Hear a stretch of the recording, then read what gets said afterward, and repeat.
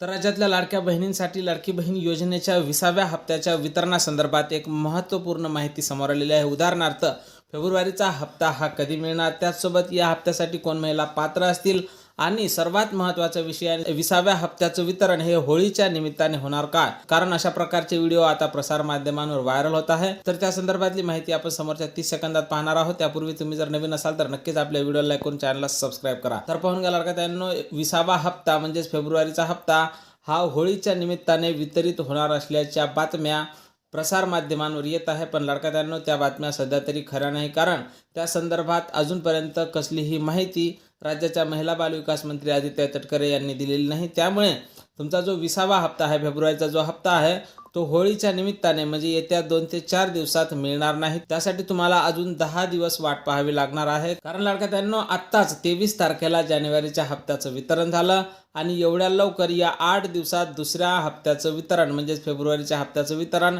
हे होणं थोडंफार कठीणच आहे। त्यामुळे तुम्हाला जो फेब्रुवारीचा हप्ता आहे तो येत्या 10 तारखेच्या समोरच मिळणार असल्याची माहिती समोर येत आहे। आणि यासाठी कोण महिला पात्र असतील तर ज्या महिलांनी KYC केली असेल त्या महिला पात्र असतील आणि ज्या महिलांना जानेवारीचा हप्ता मिळाला असेल त्या सर्वच महिला पात्र असतील।